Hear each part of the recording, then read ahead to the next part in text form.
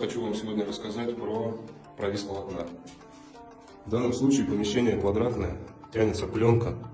И как бы вы ни хотели, какая усадка бы у полотна ни была, все равно будет провис. Как делаю я? Выставляю уровень ниже уровня багета на сантиметр, может чуть больше сантиметра. Выставляю уровень вертикальный в линию светильников. Ставлю закладные, выставляю их сразу в горизонте и в линию вертикальную. Вот она видна. Там еще будет третий. И после натяжки можно смело сразу вклеивать светильники, вернее пленку, и монтировать светильники. Вот.